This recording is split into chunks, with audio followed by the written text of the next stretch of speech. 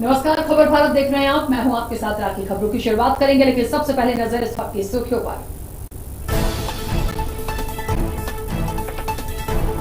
PM Modi की गुजरात को सौगात, 5 स्टार होटल वाले पहले रेलवे स्टेशन का किया उद्घाटन। गांधीनगर से वाराणसी के लिए सुपर फास्ट ट्रेन को दिखाई दिया। भारत से दोस्ती बढ़ाने के लिए पाकिस्तान के पीएम बेताब, कहा हमें इंतजार है कि हम सभ्य पड़ोसी बनकर रहें, लेकिन दोस्ती के लिए आरएसएस को बताना पड़ेगा। कांग्रेस नेता राहुल गांधी का बयान, कांग्रेस नेताओं को दी निडर रहने की नसीहत, कहा जिन्हें बीजेपी से डर लगता है वो छोड़ देगा।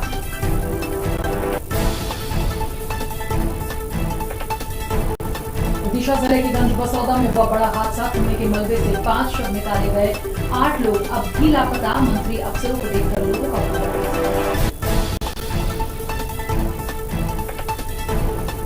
और महिला कांग्रेस प्रदेश अध्यक्ष की नियुक्ति में फंसा पेश, दिग्विजय ने बढ़ाया भोपाल की विभा पटेल का नाम। सिंधिया से झगड़ने वाली जयंती मुरी खान के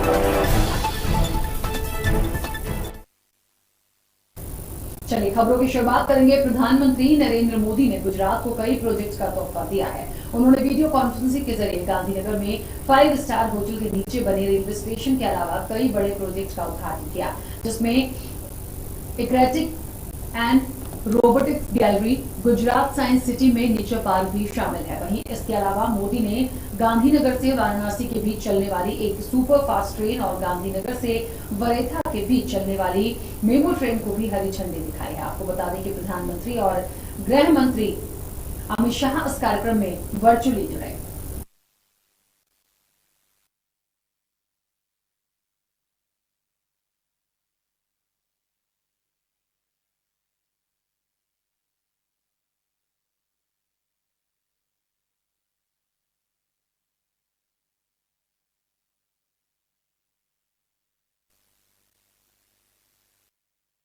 भारत और पाकिस्तान के बीच वार्ता को लेकर पाकिस्तानी प्रधानमंत्री इमरान खान ने चौंकाने वाला बयान दिया है।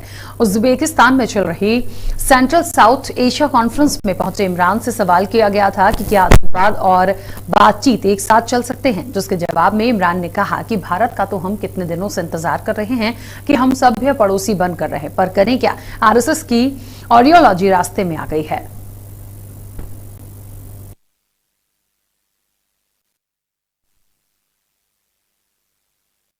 कांग्रेस सांसद राहुल गांधी ने कहा कि कांग्रेस में रहते हुए जो लोग भाजपा से डरते हैं उनकी पार्टी में कोई जरूरत नहीं है। ऐसे लोगों को पार्टी से बाहर निकलने को कह देना चाहिए। हमें आरएसएस की आइडियोलॉजी में भरोसा करने वाले लोग नहीं चाहिए। और पार्टी के सोशल मीडिया डिपार्टमेंट की मीटिंग में राहुल ने कहा कि कांग्रेस से बाहर के जो लोग निडर हैं वे भी हमारे हैं और उन्हें पार्टी में लाना चाहिए।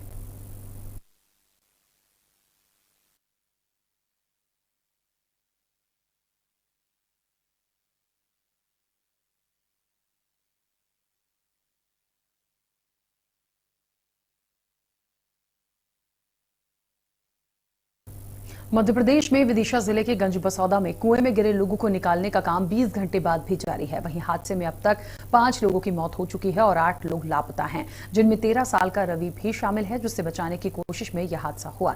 वहीं घटनास्थल पर मंत्री और अफसरों का जमावड़ा देखकर मां का गुस्सा फूट पड़ा। पीड़ित मां हाथ फैलाते हुए कहने लगी कि जब मेरा बच्चा गिरा तब कहां थे, मेरा एक ही बेटा है।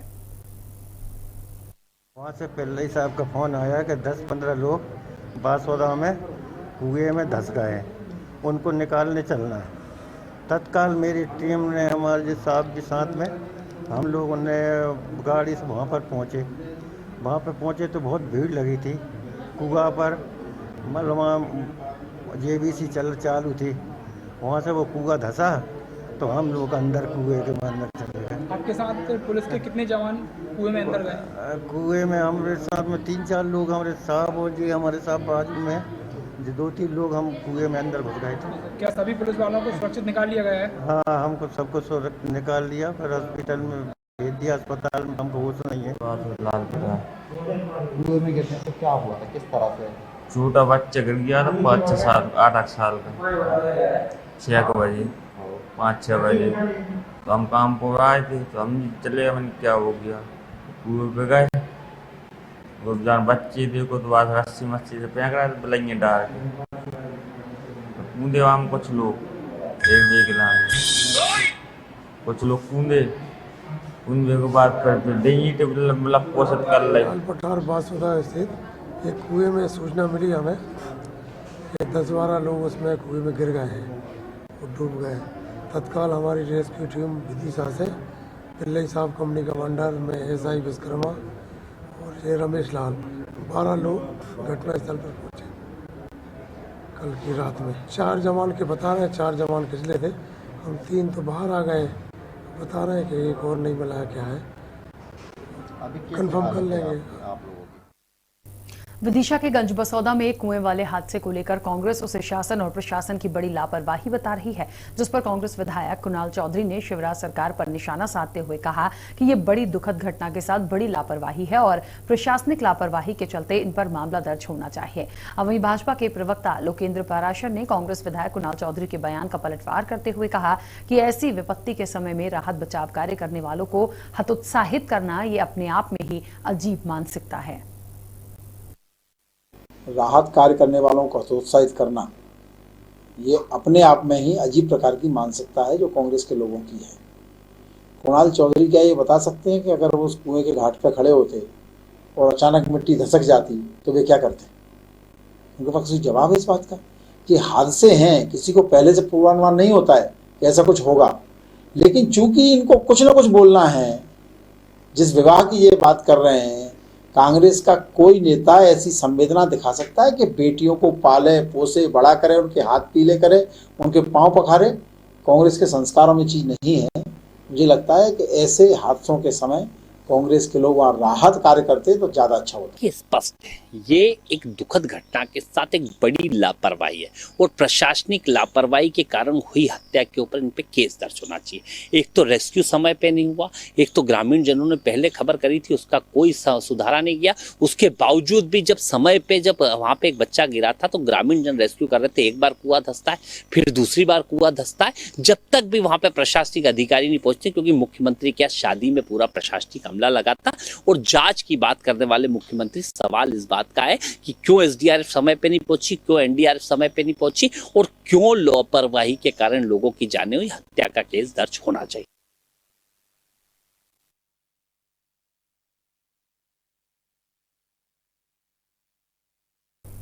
दिल्ली में कांग्रेस अध्यक्ष सोनिया गांधी और प्रियंका गांधी से कमलनाथ ने मुलाकात की, जिससे अटकलें तेज हो गई हैं। कमलनाथ को सोनिया गांधी बड़ी जिम्मेदारी दे सकती हैं।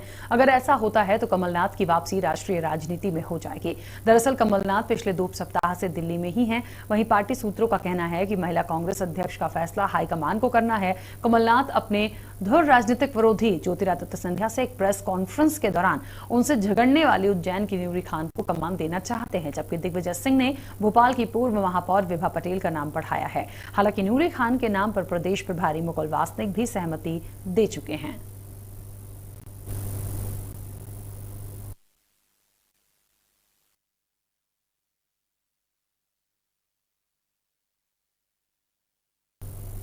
जिले में भैंस गुमने की खोज करने गई महिला की संदिग्ध अवस्था में सोन नदी के किनारे शव मिला है, जिसकी सूचना पुलिस को दी गई है। वहीं लाश को पोस्टमार्टम के लिए मर्चुरी भेजा गया। आपको बता दें कि महिला के परिजनों सहित अन्य लोगों द्वारा सोन नदी के किनारे निर्वस्त्र अवस्था में शव मिला है, जिस पर पुलिस द्वारा हत्या की आशंका जताई जा रही है। और वहीं शव को मर्चुरी भवन के सामने सड़क पर रखकर चक्का जाम करने भी परिजनों ने बात कही।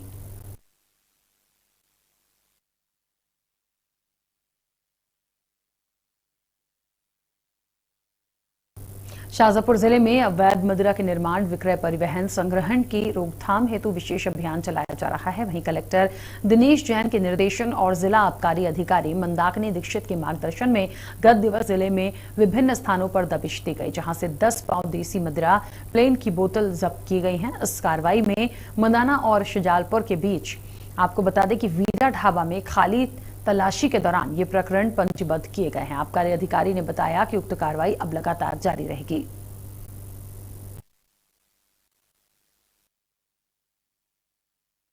जहां एक और मानसून सत्र को लेकर लगभग तैयारियां पूरी हो चुकी हैं, तो वहीं दूसरी ओर कांग्रेस विधायक कुणाल चौधरी ने 4 दिनों के मानसून सत्र होने पर अपनी प्रतिक्रिया देते हुए कहा कि मानसून सत्र को 4 दिन की बजाय कम से कम 1 माह नहीं तो 15 दिन तो करना ही चाहिए, जिसमें 12 बैठक संपन्न हो सके। वहीं उन्होंने ये भी कहा कि जब सरकार स्कूल, कॉलेज सहित पब्लिक ट्रांसपोर्ट और बड़े बड़े शादी समारोह आयोजित कर रहे हैं तो फिर सत्र छोटा क्यों कर रहे हैं। साथ ही उन्होंने भाजपा सरकार पर जनता के मूल मुद्दों से भागने की बात कही।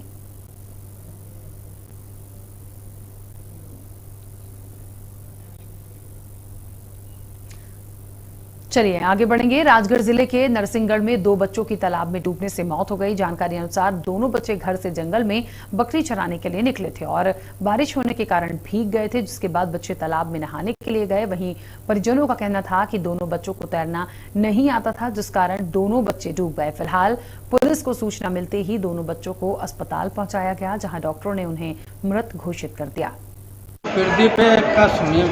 कैसे हुई इनकी मौत?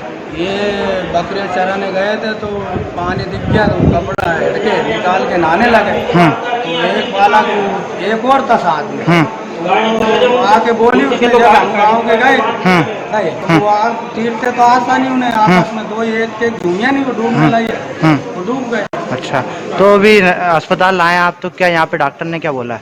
डॉक्टर ने बोला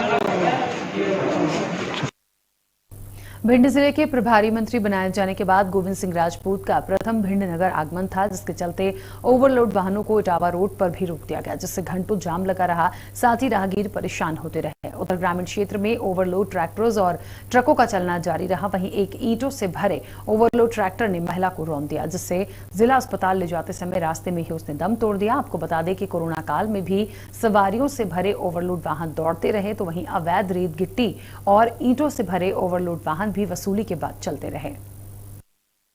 जिला जनसंपर्क अधिकारी ने जो अव्यवस्थित कार्यक्रम रखा है और कुछ पत्रकार महोदय को आमंत्रित किया है और कुछ को जो है उसमें आमंत्रित नहीं किया है, ये पक्षपातपूर्ण जो तरीका उनका है, रवैया है, ये प्रशासनिक दृष्टि से, उनके विभाग की दृष्टि से उचित नहीं है। और माननीय मंत्री जी को भी आइंदा भी ये ध्यान देना चाहिए, मेरी उनको सलाह है कि पत्रकार चौथा स्तंभ है और वहाँ से आपको वास्तविकता की सूचना मिलती है। और भिंड में इस समय अवैध कार्य बहुत तेजी से चल रहे हैं, चाहे निर्माण कार्य हो, चाहे रेत का उत्खनन हो, चाहे अन्य प्रकरण हो। तो माननीय मंत्री जी को भी सभी पत्रकारों से। शुजालपुर के रेलवे गेट पर एक बड़ा हादसा होते होते चल गया। घटना उस समय की है जब रेलवे क्रॉसिंग से ट्रेन निकलने के कुछ समय पूर्व गेट कीपर द्वारा गेट को बंद किया जा रहा था। वहीं इसी दौरान तेज गति से आ रही एक मारुति वैन के ड्राइवर ने जल्दबाजी में रेलवे गेट क्रॉस करने के चक्कर में पीयूसी वैन को रेलवे गेट से टकरा गए। हालात देखिए ऐसे बने हैं कि इस दुर्घटना में कोई जनहानि तो नहीं हुई, लेकिन ड्राइवर के द्वारा लापरवाही पूर्वक वाहन चलाने से रेलवे फाटक और मारुति वैन दोनों ही क्षतिग्रस्त हो गए। पुलिस ने संबंधित मामले में प्रकरण दर्ज कर जांच शुरू कर दी है।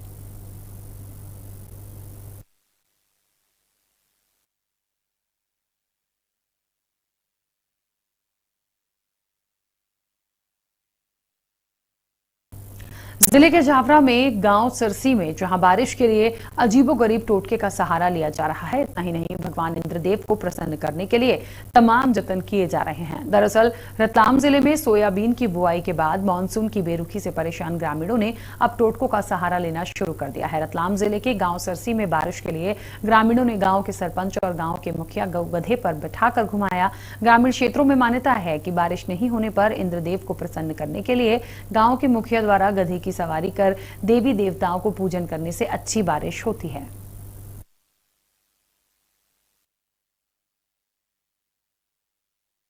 पूरे गांव की एक इच्छा थी, पुरानी परंपराएं हैं कि गांव के पटेल को गधे पर बिठाकर नगर भ्रमण कराया जाता है एवं शमशान में जाकर उसकी परिक्रमा कराई जाती है। पुरानी मान्यता है कि ऐसा करने से ये टोटका है, पानी गिर जाता है। हमारे सभी गांव में आसपास सभी में पानी गिर रहा है और सरसी में नहीं गिर रहा है, इसी कारण आज ये गधे पे बिठाकर नगर भ्रमण कराया। ये हमारे पूरे गांव में पानी नहीं गिरा है और इस वजह से गांव के सभी लोगों ने सोचा कि अगर ये टोटका अगर अपन करेंगे, गधे के बैठ के घुमाएंगे और शमशान घाट में जाके भैरव जी के काल भैरव को मनाएंगे, इससे गांव में पानी भी गिरेगा और सब गांव के लोग सुखी रहेंगे। ये यात्रा कहाँ से शुरू हुई और कहाँ समाप्त हुई? ये बजरंगबली के मंदिर से शुरू हुई है और इस शमशान घाट आई है। अभी शमशान घाट से उस शमशान घाट जाके और बजरंगबली के मंदिर जाके समापन होगी। देवास जिले के अमलतास मेडिकल कॉलेज की उपलब्धियों में लगातार नए आयाम स्थापित हो रहे हैं। इसी कड़ी में अमलतास मेडिकल कॉलेज को एक और उपलब्धि मिली है। हॉस्पिटल के प्रबंधक विजय जाट ने बताया कि वर्ष 2016 में अमलतास मेडिकल कॉलेज में एमबीबीएस कोर्स की शुरुआत हुई थी। वहीं डॉक्टर वानखेड़े ने कहा कि ये मान्यता अमलतास मेडिकल कॉलेज के संस्थापक सुरेश सिंह भदौरिया और चेयरमैन मयंक राज सिंह भदौरिया के अथक प्रयासों से मिलना संभव हुई है, जिसके लिए हम उनका अभिनंदन करते हैं। कि 2016 में शुरुआत की हुई इस अमलतास के छोटे से पेड़ में आज वृक्ष में बदलने जा रहा है, ऐसा मैं समझता हूं। और राष्ट्रीय आयुर्विज्ञान आयोग ने हमें इसी साल मान्यता दी है। इस मान्यता का जो हमारे पास से एमबीबीएस के विद्यार्थी फाइनल एमबीबीएस पास तक करते हैं, उन्हें राज्य में और हमारे देश में रजिस्ट्रेशन मिलने के लिए, इसका आगे पोस्ट ग्रेजुएशन जाने के लिए भी इसका बहुत फायदा होता है। और ये मान्यता जब होती है तभी हम अब्रॉड भी जा सकते हैं, बाहर भी जा सकेंगे, आगे की एजुकेशन ले सकेंगे। हम यहाँ पर जो अमलतास में जो टीम है, जो प्राध्यापक गण है, हॉस्पिटल में काम करने वाले हमारे कंसल्टेंट्स हैं, इनके सबके बदौलत, यहाँ के कर्मचारी, इनके बदौलत हमें ये मान्यता मिली है। मैं सभी का दिल से अभिनंदन।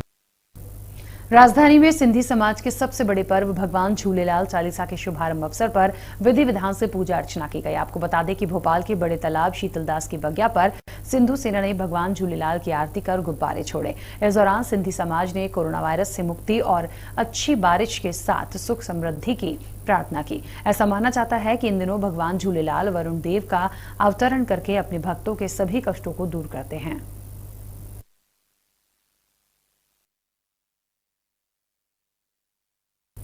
भिंड के जनसंपर्क कार्यालय में आयोजित प्रेस वार्ता में पत्रकारों के प्रवेश पर प्रतिबंध लगाया गया। आपको बता दें कि सिर्फ 16 पत्रकारों को ही कार्यालय में आने की अनुमति दी गई थी, जिससे गुस्साए पत्रकारों ने कार्यालय के बाहर जमकर विरोध किया। साथ ही आरोप लगाया कि जिला प्रशासन और पत्रकारों की मिलीभगत से भ्रष्टाचार को छुपाने का षड्यंत्र रचा जा रहा है। जैसे ही विधायक संजीव सिंह को इसकी जानकारी लगी, वे सभी पत्रकारों को अपने साथ कार्यालय के अंदर ले गए। इस दौरान कांग्रेस के प्रवक्ता ने इस घटना की निंदा की।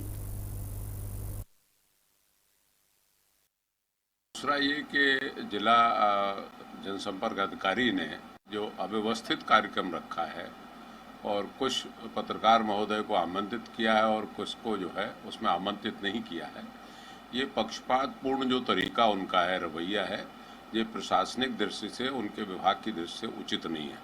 और माननीय मंत्री जी को भी आइंदा भी ये ध्यान देना चाहिए, मेरी उनको सलाह है कि पत्रकार चौथा स्तंभ है और वहाँ से आपको वास्तविकता की सूचना मिलती है। और भिंड में इस समय अवैध कार्य बहुत तेजी से चल रहे हैं, चाहे निर्माण कार्य हो, चाहे रेत का उत्खनन हो, चाहे अन्य प्रकरण हो। तो माननीय मंत्री जी को भी सभी पत्रकारों से विचार विमर्श करना चाहिए और वो सारे क्लू लेना चाहिए, जिससे भिंड सुरक्षित हो सकता है, जिससे भिंड में 2 नंबर के काम, अवैध काम रोके जा सकते। जो बैठक है इसका मापदंड क्या है, पहले तो जिला कलेक्टर साहब ये बताएं। मुझे तो ऐसा लग रहा है जिला कलेक्टर साहब चंद बिचौलियों के बीच में घिरे हुए हैं। जिला प्रशासन के पूरी व्यवस्थाएं पूरी तरह से फैल है। जो जनता परेशान उसकी तरफ ध्यान नहीं दे रहे। जिला क्राइसिस की बैठक में मेरे हिसाब से 70% से ज्यादा लोग तो वो है जो दलाल है, चोर है। किस मापदंड के अनुसार उनको रखा गया? जिला क्राइसिस बैठक में और भी समाज सेवी हैं वरिष्ठ, उनको शामिल नहीं किया। आपने मापदंड कौन सा रखा? जिला क्राइसिस बैठक में विपक्ष भी एक मुख्य भूमिका में रहता है, आपने उसको शामिल नहीं किया। मैं भी जिला क्राइसिस बैठक का सदस्य था, मुझे तो आमंत्रित नहीं किया। इससे स्पष्ट है वो अपनी मनमानी करना चाह रहे थे और निश्चित दबाने का प्रयास किया जा रहा है कि भ्रष्टाचार की कोई बात न करे। और जो लोग कर सकते हैं उनको बाहर कर दिया, चाहे वो ईमानदार पत्रकार हो, चाहे विपक्ष हो। रतलाम के जावरा में सोयाबीन से भरे ट्रक की चोरी का मामला सामने आया है और महज 12 घंटों में पुलिस ने चोरी की गुत्थी सुलझा दी है। आपको बता दें कि 2 आरोपियों को गिरफ्तार करते हुए ट्रक और सोयाबीन को बरामद करने में सफलता हासिल की है। बताया जा रहा है कि चोर गिरोह के अन्य सदस्यों की तलाश अभी जारी है और दोनों आरोपियों से सख्ती से पूछताछ की जा रही है।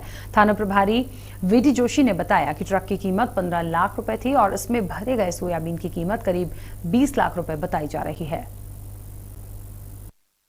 सुबह के समय में शाह नवाज पिता कादर खां निवासी नया मालीपुरा इनने आगे सूचना दी थी कि हम अरनिया मंडी से हमने ट्रक में सोयाबीन भरा था, 25 टन सोयाबीन संजय हरण का माल था और नागपुर जाना था। हमने रात्रि के समय 12 बजे करीब गाड़ी गुलशन गार्डन के पास खड़ी करी थी और जब सुबह जाके देखा 9-10 बजे तो वहाँ गाड़ी नहीं मिली। सतर्कता से और शीघ्रता से कार्रवाई की तो माल और मुलजिम दोनों पकड़ा गए हैं। इनकी घटना में प्रयुक्त मोटरसाइकिल भी जब्त हो गई है। इनके जो 2 भाई चंदन नगर में रहते थे वो दोनों गायब है, अभी वहाँ सकूनत से अपने स्थान से गायब है, मोहसिन और फिरदौस।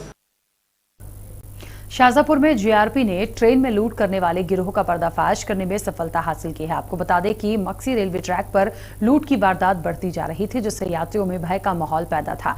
मामले को गंभीरता से लेते हुए रेलवे पुलिस ने 4 आरोपियों को गिरफ्तार किया है। बताया जा रहा है कि सभी हरियाणा के रहने वाले हैं। वहीं पकड़े गए आरोपियों ने अपना जुर्म भी कबूल किया है। मक्सी में ट्रेन सिग्नल को विघ्न डाल के इसको टेक्निकली फॉल्ट करके ट्रेन रुकी गई थी और 3 घटनाएं घटी हुई थी। उस घटना को इंदौर जोन के हमारे एडिशनल एसपी हैं, वहाँ का पूरा स्टाफ है, हम लोगों ने आसपास उसको सर्च किया था और जो टोल नाका है उस पर एक गाड़ी हरियाणा क्रॉसिंग दिखी थी। वो गाड़ी सेम गाड़ी देवास स्टेशन पे देवास टोल पे दिखी थी और इन दोनों के मध्य करीबन 7-8 घंटे का गैप था उसको यहाँ से आने में।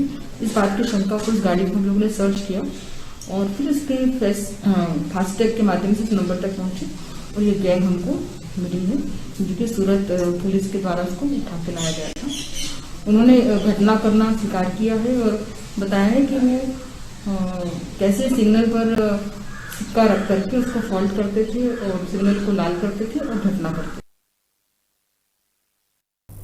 राजधानी भोपाल में रेलवे की स्टैंडिंग कमेटी की बैठक डीआरएम कार्यालय में आयोजित की गई, जिसमें सांसद साध्वी प्रज्ञा सिंह ठाकुर ने हबीबगंज रेलवे स्टेशन का नाम बदलने संबंधित प्रस्ताव राज्यसभा में रखे जाने की बात कही। बैठक में भोपाल सांसद ने कई सुझाव रखे। बैठक के दौरान पिछले मीटिंग में आए सुझाव और उनकी स्थिति से सांसद को अवगत भी कराया गया। वहीं डीआरएम के मुताबिक भोपाल से इटारसी के बीच तीसरी लाइन का काम पूरा हो चुका है। इसके अलावा बैठक में पार्किंग का मुद्दा भी गरमाया। साथ ही सांसद ने बैरागढ़ फाटक के स्थान पर आरओबी की स्वीकृति के लिए सहयोग करने की बात कही। जिन लोगों ने काम बहुत अच्छा किया है उनको भी प्रोत्साहन मिले। रेलवे ने कोरोना के समय में बहुत अच्छे काम किए, तो इसलिए रेलवे को धन्यवाद देना भी बनता था। यहाँ के डीआरएम साहब ने भी और साथ में समस्त विभाग ने जो भी काम किए हैं उनको प्रोत्साहन और साथ में क्या आवश्यकताएं हैं, अभी हमें क्या काम करने हैं, इन सब की एक भूमिका यहाँ रखी गई और उस पर विचार विमर्श हुआ। साथ में जो कोरोना के समय में 44 रेलवे कर्मचारी का देहावसान हुआ और कुछ कर्मचारियों के परिवार जन चले गए, तो रेलवे ने बहुत ही तत्परता से उनको अनुकंपा नियुक्ति भी दी है और उनका जो पैसा बनता था वो पैसा भी तत्काल पहुंचाए, जिससे परिवार जन किसी भी प्रकार का संघर्ष ना करें। पन्ना में स्ट्रीट लाइट हादसों को न्योता देती नजर आ रही है। आपको बता दें कि डायमंड चौराहे से सतना बेरियल तक अंधेरा छाया रहता है। बताया जा रहा है कि सड़क निर्माण के बाद ये केवल शोपीस बनकर रह गई है। शायद प्रशासन किसी बड़ी दुर्घटना होने का इंतजार कर रही है और मस्करी लगाने के बाद जरूरत पड़ने पर विभाग के कर्मचारी स्ट्रीट लाइट निकालकर ले गए। देवास में युवक कांग्रेस के ब्लॉक अध्यक्ष और विधानसभा महासचिव के नेतृत्व में गृह मंत्री का पुतला दहन किया गया। इस दौरान कांग्रेस जिलाध्यक्ष ने कहा कि भोपाल में सरकार द्वारा गलत तरीके से जमीन आवंटन को लेकर हम शांतिपूर्ण विरोध प्रदर्शन कर रहे हैं। दिग्विजय सिंह और कार्यकर्ताओं से पुलिस ने अभद्रता की है और दिग्विजय सिंह पर झूठा प्रकरण दर्ज किया। वहीं कार्यकर्ताओं ने प्रदर्शन करते हुए दोषी पुलिसकर्मियों पर कार्रवाई की मांग के साथ ही दर्ज प्रकरण वापस लेने की मांग की है। युवक कांग्रेस के ब्लॉक अध्यक्ष राहुल सोलंकी के नेतृत्व में स्थानीय विद्यागंज मंडी में गृह मंत्री नरोत्तम मिश्रा का पुतला दहन किया गया, क्योंकि नरोत्तम मिश्रा के इशारे पर पुलिस द्वारा पूर्व मुख्यमंत्री दिग्विजय सिंह पर मुकदमा दर्ज किया। उसके विरोध में आज नरोत्तम मिश्रा का हमने पुतला दहन किया।